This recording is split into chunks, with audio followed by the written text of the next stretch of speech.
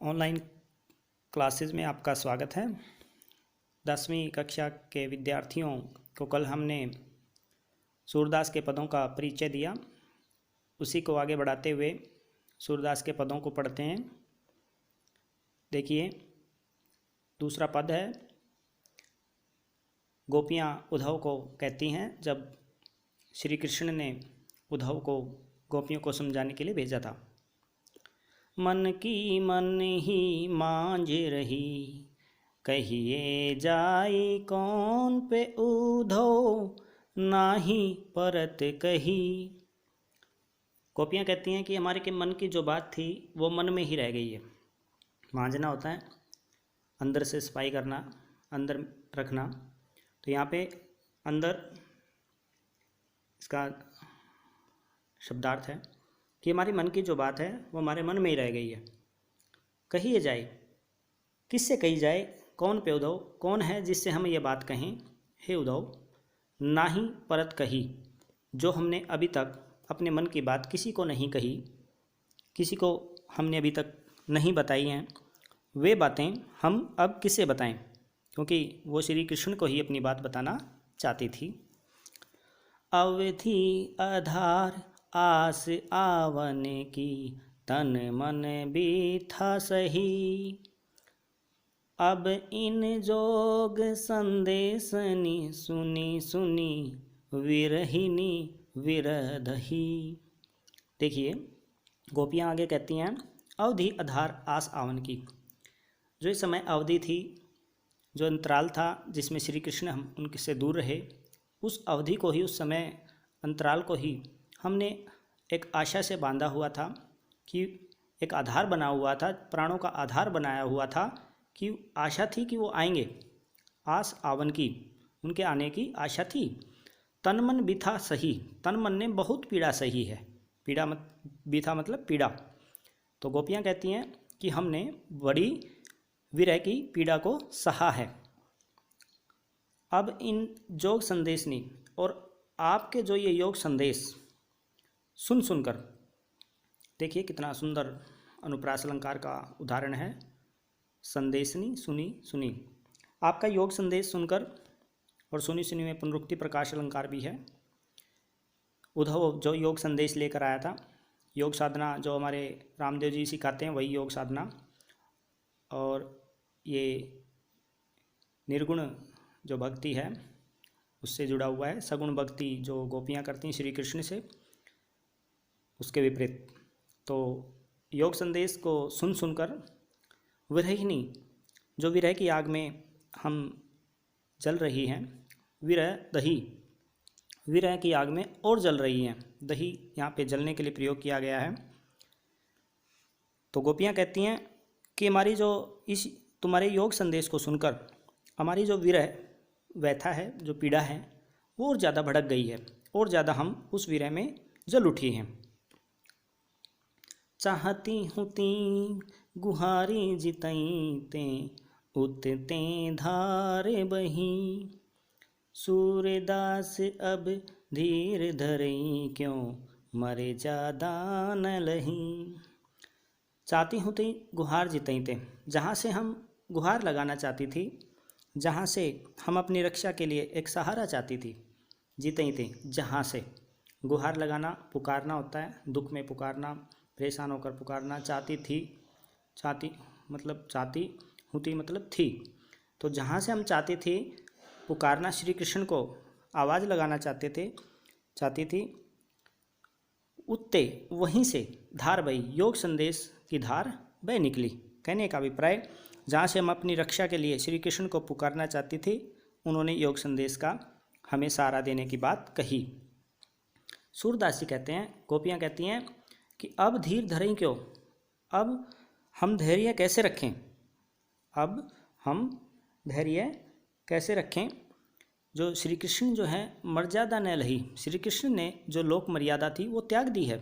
अब उनकी कोई मर्यादा नहीं रही है, कोई उन्होंने हमारा सम्मान नहीं रखा है, उन्होंने एक प्रकार से धोखा दिया है। तो गोपियाँ उद्धव को उल्हाना देती हैं कि श्री कृष्ण ने जो मर्यादाएं त्याग दी हैं, इस वजह से हम अब धैर्य कैसे रखें। यहाँ तक आप लिखेंगे। इससे संबंधित प्रश्न कुछ बनेंगे जो मैं बोलता हूँ। इस प्रकार से आप प्रश्नों को लिखेंगे और फिर उनके उत्तर लिखेंगे। देखिए पहला प्रश्न बनेगा, कवि और कविता का नाम लिखिए। तो आपको पता ही है, कवि जो है सूरदास जी, कविता का नाम सूरदास के पद। प्रस्तुत पद्यांश का प्रसंग लिखिए। पिछली बार हमने प्रसंग लिखना बताया था, वैसे ही आप लिखेंगे। प्रस्तुत पद्यांश की व्याख्या कीजिए। ऐसे ही आप व्याख्या करेंगे जो अभी आपके सामने हमने इसकी एक्सप्लेनेशन व्याख्या दी है। गोपियों की कौन सी बात मन में रह गई। अभी यह प्रश्न बड़ा महत्वपूर्ण बनता है। आप लिखेंगे कि गोपियों की कौन सी बात उनके मन में रह गई। तो आप देखिए जो हमने ऊपर पढ़ा है, गोपियाँ श्री कृष्ण को बड़ा प्रेम करती हैं, उनके लौट आने की प्रतीक्षा कर रही थी। तो उस संदेश, जब योग संदेश उद्धव लेकर आते हैं तो उनके मन की बात मन में रह जाती है। यही बात उनके मन में रह जाती है कि जो बातें, जो प्रेम भावना वो श्री कृष्ण के सामने प्रकट करना चाहती थी, अब नहीं कर पाएंगी, नहीं कर सकेंगी। ये बात उनके मन में ही रह जाती है। तो ये महत्वपूर्ण प्रश्न आप लिखेंगे और इन प्रश्नों का उत्तर लिखेंगे। आगे चलते हैं। देखिए तीसरा पद, हमारे हरि हारिल की लकरी, मन क्रम वचन नंदन उर, यह दृढ़ करी है पकड़ी। तो यहाँ पे देखिए अनुप्रास अलंकार का कितना सुंदर उदाहरण है, हमारो ही हरि हारिल की लकड़ी। तो गोपियाँ जो हैं उद्धव को कहती हैं कि हमारे जो श्री कृष्ण हैं वो हारिल नामक पक्षी की लकड़ी के समान है। हमारे लिए तो श्री कृष्ण जो है हारिल की लकड़ी का मतलब लकड़ी, हारिल एक पक्षी का नाम है। तो हारिल अपने पंजों में लकड़ी को पकड़े रहता है, उठाए उड़ता रहता है। तो वैसे ही श्री कृष्ण के लिए वो कहती हैं कि हमने तो उनको एक प्रकार से हमारे हृदय में वो श्री कृष्ण बसे हुए हैं। मन कर्म वचन, मन से, कर्म से, वचनों से, नंदन उर, हमारे हृदय में नंदन जो है श्री कृष्ण जी जो हैं वो बसे हुए हैं। यह दृढ़ करी पकड़ी, और यही हमने दृढ़ता से इस बात को हमने पकड़े हुए हैं हम। इस बात को हमने दृढ़ता से अपने हृदय में पकड़ा हुआ है। जागत सोवत सोपन दिसी निसी, कहन कहन जकरी। जागते सोते यानी जागते हुए, सोते हुए, सौपन में यानी सपने में, दिवस दिन में, निसी रात में, काना काना जकरी। आगे गोपियाँ कहती हैं कि हम तो जागते हुए, सोते हुए, सौपन में, यहाँ तक कि दिन में और रात में भी काना काना को ही रटती रहती हैं। हम हर समय श्री कृष्ण का नाम रटती रहती हैं। उनके प्रेम में हम इस तरह से पड़ी हुई हैं कि हमारे श्री कृष्ण के अलावा हमारे सपने में, दिन में, रात में और कुछ नहीं समाता है। ऐसे ही सुनत जोग लागत है ऐसो, ज्यों करोई ककरी। सुनत जोग लागत है ऐसो। गोपियाँ कहती हैं कि ये जोग संदेश जो है, जोग मतलब योग संदेश जो है सुनकर ऐसा लगता है, ऐसो मतलब ऐसा, सुनत मतलब सुनकर, ज्यों करोई ककरी, जिस प्रकार से कड़वी ककड़ी का उदाहरण बड़ा सुंदर दिया है यहाँ अनुप्रास अलंकार। देखिए करोई ककड़ी, जैसे कड़वी ककड़ी जो है खाने में स्वादिष्ट नहीं होती, वैसे ही योग संदेश हमारे लिए कोई लाभकारी नहीं है। कहने का अभिप्राय, श्री कृष्ण से वो इतना प्रेम करती हैं कि उनको दूसरा कोई उपासना का तौर तरीका अच्छा नहीं लगता। तो योग संदेश उनको अच्छा नहीं लगता, वो सगुण भक्ति की उपासिकाएं हैं। सूतो व्याधि हमको ले आए, देखी सुनी न करी, ये है तो सूर तिनैले सौंपो, जिनके मन चकरी। आगे देखिए गोपियाँ कहती हैं कि सूतो व्याधि, ये जो व्याधि है, ये जो रोग है, व्याधि यहाँ पे रोग के लिए आया है, शब्दार्थ में आप लिखेंगे। देखी सुनी न करी, ये ऐसा रोग हमारे लिए लेके आए हैं। योग साधना का जो रोग हमारे लिए लाए हैं वो ना तो हमने देखा और ना ही हमने सुना और ना ही हमने कभी किया। कहने का अभिप्राय, योग संदेश को गोपियाँ जो हैं ठुकरा देती हैं, वो उसको बिल्कुल नहीं मानती। यह तो सूर तिन्हीं ले सौंपो। सूरदास जी कहते हैं कि गोपियाँ चाहती हैं कि ये तो उद्धव तुम उनको सौंप दो, तिन्हीं मतलब उनको, ले सौंपो, सौंपो मतलब सौंप दो, दे दो, जिनके मन चक्री, जिनके मन जो है चंचल हैं। चक्री का मतलब चंचल, ये कठिन शब्दार्थ में आप लिख देंगे। तो ये जिनके मन चक्री हैं, चंचल, उनको सौंप दो। तो यहाँ तक लिखेंगे, उसके बाद शब्दार्थ लिखेंगे। पूर्व पद में भी आप शब्दार्थ पहले लिखेंगे, उसके बाद कुछ प्रश्न देते हैं वो लिखेंगे। देखिए पहला प्रश्न कैसे बनता है।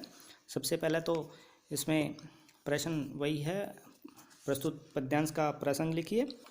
तो आप बार बार ना लिखें, तो इसको छोड़कर आप इसकी पद की व्याख्या लिखेंगे, प्रस्तुत पद्यांश की व्याख्या कीजिए। उसके बाद यहाँ पे आप लिखेंगे, गोपियों ने हरि की तुलना किससे और क्यों की है, यानी श्री कृष्ण की तुलना किससे की है, आपको ये लिखना है प्रश्न। तो अभी हमने बताया हारी पक्षी की लकड़ी के समान उन्होंने बताया है, तो जो जैसे अपने पंजों में लकड़ी को पकड़े रहता है, ऐसे ही कवि ने इस पद में करोई ककरी किसे कहा है, कड़वी ककड़ी किसे कहा है, ये प्रश्न भी बनता है, बार बार परीक्षा में पूछा गया है। तो इसका आंसर में आप लिखेंगे योग साधना। जैसे गोपियाँ जो हैं श्री कृष्ण के प्रेम में इतनी लिप्त हैं कि वो किसी योग साधना को उनको अच्छा नहीं लगता, वे उसको कड़वी ककड़ी के समान बताती हैं। तो ये उत्तर आप लिखेंगे। उसके बाद एक प्रश्न लिखेंगे, पद का भाव सौंदर्य स्पष्ट कीजिए। भाव सौंदर्य यानी मुख्य जो भाव है, इस विरह वेदना की पीड़ा जो है यहाँ पे दिखाई दी है, वो लिखेंगे। यहाँ तक फिर आगे चलते हैं। अंतिम पद देखिए, हरि हैं राजनीति पढ़ी आए, समुझी बात कहते मधुकर के, समाचार सब पाए, एक अति चतुर हुते पहले ही, अब गुरु ग्रंथ पढ़ाए। गोपियाँ कहती हैं कि हरि ने जो है अब राजनीति पढ़ ली है, श्री कृष्ण ने अब राजनीति की शिक्षा प्राप्त कर ली है। राजनीति पढ़ी आए, समुझी बात, समझ गए हैं हम जो बात कहत मधुकर के, इस मधुकर यानी उद्धव, मधुकर यहाँ भौरे के लिए प्रयोग किया गया है, भौरे के माध्यम से वो उद्धव को समझाना चाहती हैं, इसीलिए भ्रमर गीत से ये पंक्तियाँ, ये पद लिए गए हैं। तो उद्धव को जो समाचार देने थे, गोपियाँ कहती हैं वो बात हमने समझ लिया, समाचार सब पाए, हमने वो समाचार सब पा लिए हैं, प्राप्त कर लिए हैं। एक अति चतुर होते पहले ही थे। एक तो श्री कृष्ण जी अति चतुर, बहुत चतुर होते थे पहले से ही श्री कृष्ण जी बहुत चतुर थे। अब गुरु ग्रंथ पढ़ाए, अब उनको गुरु ने ग्रंथ भी पढ़ा दिए हैं। कहने का अभिप्राय, गुरु ने उन्हें राजनीति सिखा दी है। बड़ी बुद्धि जानी जो उनकी बुद्धि जो है बहुत बढ़ गई है। जानी हम समझते हैं, हम जान चुके हैं, उनकी बुद्धि जो है विकसित हो चुकी है। योग संदेश पढ़ाए, अब वो हमें योग संदेश, योग साधना के पाठ पढ़ाना चाहते हैं। कहने का अभिप्राय, उद्धव को वो उलाने देती हैं कि अब श्री कृष्ण जी इतने बुद्धिमान हो गए हैं कि हमें योग संदेश पढ़ाना चाहते हैं। उद्धव भले लोग आगे के, उद्धव हे उद्धव, गोपियाँ कहती हैं कि भले लोग, वो लोग बड़े भले थे आगे के जो पहले जा चुके हैं, यानी हमारे पूर्वज बड़े सज्जन थे। पर हित डोलत धाये, दूसरों के हित के लिए घूमते रहते थे, दूसरों के हित के लिए कार्य करते थे। पर हित, दूसरों के हित के लिए, दूसरों के लाभ के लिए, डोलत धाये, दूसरों के हित के लिए कार्य करते थे। अब अपने मन फेर पाइए, हम चाहते हैं अब अपने मन को हम दोबारा से प्राप्त करना चाहती हैं। फिर पाइए, चलत जो हुते चुराए, श्री कृष्ण ने जो चलते हुए जाते हुए जब मथुरा के लिए श्री कृष्ण जी चले थे, जो उन्होंने जाते हुए हमारे मन को चुराया था, हमें तो केवल अब वो मन दोबारा मिल जाए। कहने का अभिप्राय हमें और कुछ नहीं चाहिए, हमें श्री कृष्ण के प्रति जो प्रेम है, जो मन उन्होंने हमारा ले लिया है, उसको हमें वापस दिलवा दो। ते क्यों अनीति करे अपुन, जे और अनीति छुड़ाए। तो क्यों हम अनीति करें, अन्याय हमारे साथ हम क्यों करें, जे और अनीति छुड़ाए। जो दूसरों की अनीति, दूसरों के गलत कार्यों को छुड़ाने चाहते हैं, तो हम ऐसा अनीति कार्य क्यों करें। कहने का अभिप्राय हमें केवल अपने श्री कृष्ण से हमारे मन को वापस दिला दीजिए, यानी हमें प्राप्त हो जाए जो उन्होंने जाते हुए चुरा लिया था। अब हम और अन्याय नहीं करना चाहते। राजधर्म तो यही सूर, जो पर जान जाहि सताए।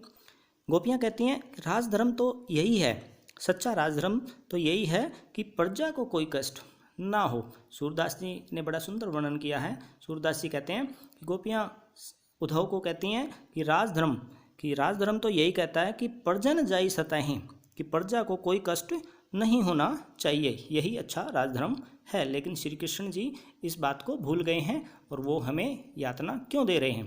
कहने का अभिप्राय वे हमें बहुत पीड़ा दे रहे हैं। तो ये आपका सप्रसंग व्याख्या बनेगी। इसके कुछ प्रश्न आप लिखेंगे, मैं बोल देता हूँ, और स्वयं उसके उत्तर लिखेंगे। देखिए, सबसे पहला इस पद की व्याख्या कीजिए। दूसरा, इस पद में सच्चा राजधर्म किसे कहा गया है। बड़ा अच्छा महत्वपूर्ण प्रश्न बनेगा, सच्चा राजधर्म किसे कहा गया है। और एक प्रश्न बनेगा, इस पद में काव्य सौंदर्य, पद का काव्य सौंदर्य लिखिए। ये पहले हम बता चुके हैं, वैसे ही आपने लिखना है। एक प्रश्न आप और बनाएंगे, बड़ी बुद्धि जानी जो के माध्यम से, बड़ी बुद्धि जानी जो के माध्यम से कवि सूरदास जी क्या कहना चाहते हैं। बड़ी बुद्धि जानी जो उनकी, यहाँ से ये पंक्ति बनेगी।